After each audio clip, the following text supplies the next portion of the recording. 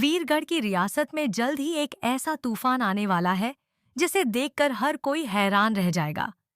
रिमझिम, जिसकी खूबसूरती और पहचान उसके लंबे और घने बाल थे, आज पूरे महल के सामने अपमान का सामना करने वाली है। कहानी में दिखाया जाएगा कि बड़ी दादी गुस्से में रिमझिम को सबके सामने नीचा दिखाने की कोशिश करती हैं। वह कहती हैं कि उसे अपने लंबे बालों पर बहुत घमंड है और आज वही बाल काट दिए जाएंगे। यह सुनते ही पूरे महल में सन्नाटा छा जाता है। दूसरी ओर समीर तुरंत आगे आता है और बड़ी दादी का विरोध करते हुए कहता है कि उसके रहते इस महल में कोई भी रिमझिम को सजा नहीं दे सकता।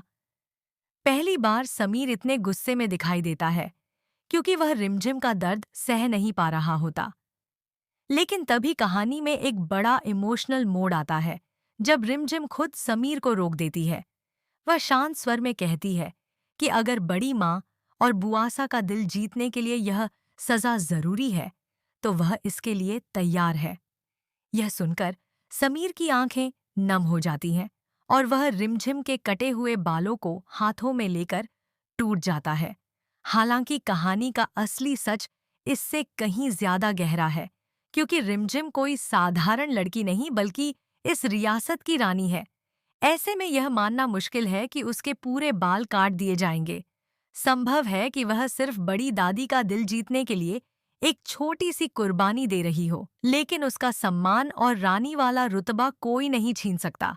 अब देखना दिलचस्प होगा कि क्या रिमझिम की यह कुर्बानी बड़ी दादी और बुआ माँ का दिल बदल पाएगी या फिर उसके लिए महल में नई मुश्किलें खड़ी होंगी। रिमझिम की इस कुर्बानी के बाद पूरे महल का माहौल पूरी तरह बदल जाता है। जहां एक तरफ बड़ी दादी को लगता है कि उन्होंने रिमझिम का घमंड तोड़ दिया है, वहीं दूसरी तरफ महल के कई लोग रिमझिम के त्याग और सहनशीलता से प्रभावित हो जाते हैं। समीर अब पहले से ज्यादा टूट चुका होता है क्योंकि वह रिमझिम की आंखों में छिपा दर्द साफ महसूस कर रहा होता है।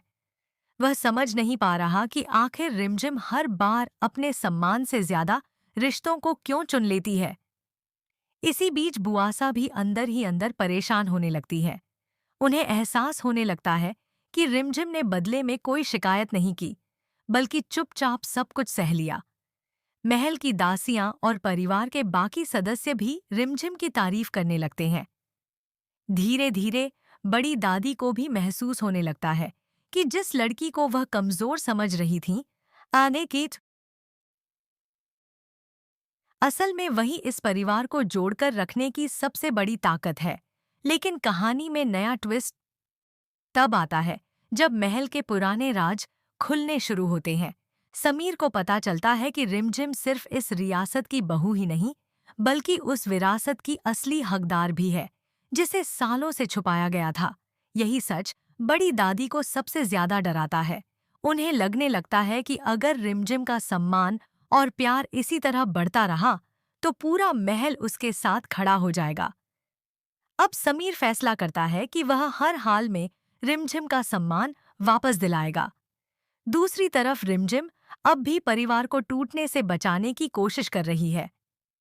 आने वाले एपिसोड्स में यह देखना बेहद दिलचस्प होगा कि क्या बड़ी दादी अपने व्यवहार के लिए पछताएंगी या फिर रिमझिम की जिंदगी में और भी बड़े इम्तिहान आने वाले हैं।